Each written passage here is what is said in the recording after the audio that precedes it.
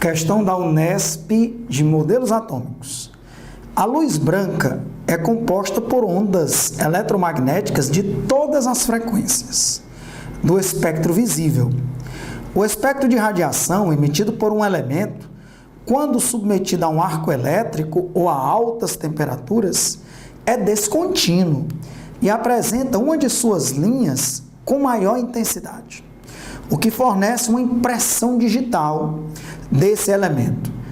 Quando essas linhas estão situadas na região da radiação visível, é possível identificar diferentes elementos químicos por meio dos chamados testes de chama. A tabela apresenta as cores características emitidas por alguns elementos no teste de chama. O sódio apresenta uma cor no teste de chama, laranja, amarela, o potássio violeta, o cálcio vermelho tijolo e o cobre uma coloração azul esverdeada. Em 1913, Niels Bohr propôs um modelo que fornecia uma explicação para a origem dos espectros atômicos. Nesse modelo, Bohr introduziu uma série de postulados, dentre os quais a energia do elétron só podia assumir certos valores discretos, a energia quantizada, ocupando níveis de energia permitidos ao redor do núcleo atômico. Considerando o modelo de Bohr, os diferentes espectros atômicos podem ser explicados em função de quê? Primeiro vamos fazer aqui uma breve revisão, né? Primeiro vamos saber o que é um espectro contínuo e o que é um espectro descontínuo. Um espectro contínuo, aqui eu tenho um espectro contínuo, desde os raios gamas até as ondas de rádio e TV. Da direita para a esquerda, ó, nós temos energia crescente. Então, de lá para cá, a energia cresce. Quem tem mais energia nesse espectro são os raios cósmicos. A frequência também cresce. E o comprimento de onda decresce. Então, os raios cósmicos têm maior energia, maior frequência e menor comprimento de onda, porque estão mais à esquerda. Então, vamos lá. Os raios cósmicos têm maior energia. Então, vamos diminuindo a energia e aumentando o comprimento de onda, né? Que energia e comprimento de onda variam de modo inverso. Então, os raios cósmicos são mais energéticos do que os raios gama, que são mais energéticos que os raios X, que são mais energéticos do que a radiação ultravioleta, que são mais energéticos do que o espectro de luz visível. Veja que o espectro que a gente enxerga é uma pequena fração desse espectro contínuo. Nessa luz visível, a luz branca, que é a luz visível, pode ser decomposta em violeta, anil, azul, verde, amarela, laranja, vermelha. Algumas cores só, porque dentro desse espectro existem, na verdade, infinitas cores, né? Então, a luz violeta, ó, é a de maior energia e a luz vermelha, a de menor energia.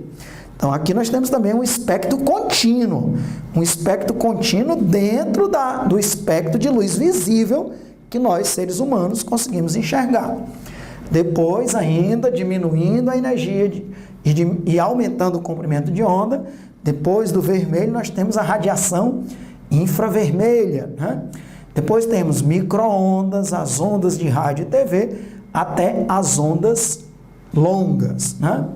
De comprimento de onda bastante longo. Ok, então isso é um espectro contínuo. O modelo atômico de Bohr, como diz aí o texto, Bohr enunciou alguns postulados. Entre os postulados de Bohr dizem a energia é quantizada, ou seja, um elétron ele está em uma determinada camada e quando ele está em uma determinada camada a sua energia é constante, mas se ele absorver uma determinada quantidade de energia, ele salta para uma órbita mais externa. O elétron ou está na camada X ou na camada Y. Ele não pode estar entre as camadas, só quando ele estiver fazendo alguma transição eletrônica. Quando ele absorve energia, ele salta para uma camada mais externa. Quando ele libera energia, ele retorna para órbitas mais internas. E quando ele retorna para essas órbitas mais internas, ele libera fótons. Esses fótons, eles podem, dependendo da camada em que o elétron estava e da camada para a qual ele estava retornando, pode liberar fótons que caem dentro do espectro da radiação ultravioleta, dentro do espectro visível ou dentro da radiação infravermelha, por exemplo, né? E quando ele cai dentro do espectro visível, ele não vai emitir todas as cores, que seria um espectro contínuo. Ele vai emitir algumas cores. Dependendo do elemento químico, pode emitir uma única cor ou algumas cores. De forma que mesmo quando emite algumas cores, não vão ser todas. Por exemplo, pode emitir violeta, verde, vermelho. Isso é um espectro descontínuo.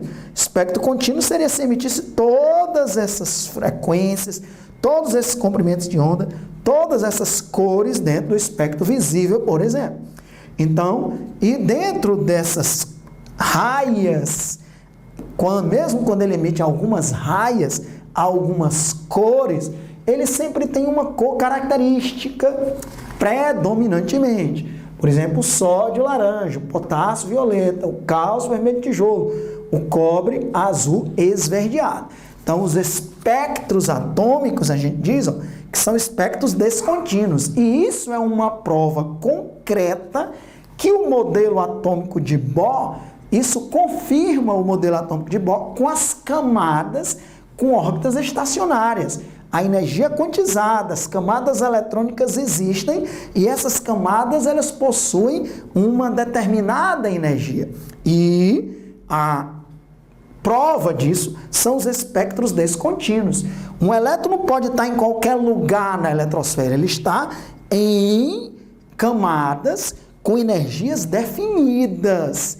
E quando ele está retornando, ele emite também fótons com determinadas energias, dependendo da camada em que ele estava e da camada em que ele está retornando. Então, não é um espectro contínuo, mas sim um espectro descontínuo, que se for dentro da luz visível, vão ser apenas algumas bandas, que a gente chama, apenas algumas dessas cores, com uma cor predominante, geralmente predominante, que isso ocorre, por exemplo, no teste da chama, que quando você pega um determinado elemento químico e aquece ali no bico de Bunsen, com o fornecimento de energia, os elétrons saltam para as camadas mais externas e, ao retornar, liberam fótons, muitas vezes, dentro do espectro visível e com uma cor predominante. Então, explicado isso, vamos procurar o item correto, é uma questão relacionada ao modelo atômico mais cobrado em vestibulares, que é o modelo atômico de Bohr. Então, item A, isso ocorre, devido ao quê? Em função, item A, do recebimento de elétrons por diferentes elementos. Do recebimento de elétrons por diferentes elementos? Não, recebimento de energia, que faz os elétrons saltarem para camadas mais externas, e quando estão retornando para camadas mais internas, é que liberam fótons. Item A, falso. Item B, em função da perda de elétrons por diferentes elementos. Os elementos não estão perdendo elétrons. Os elementos estão saltando para camadas mais externas e, ao retornar para camadas mais internas, eles liberam fótons. Item B, falso. Item C, das diferentes transições eletrônicas, que variam de elemento para elemento. Correto. Cada elemento tem um determinado número de prótons no núcleo e um determinado número de elétrons. E aí, isso vai fazer com que os espectros atômicos sejam praticamente uma identidade do elemento químico. Cada elemento vai ter um espectro atômico característico, porque cada elemento tem um número de prótons no núcleo diferente, um número de elétrons diferentes. As camadas eletrônicas vão ter energias de acordo com aquele elemento químico. Então, por isso que cada elemento químico tem um espectro descontínuo que funciona como sendo a sua identidade.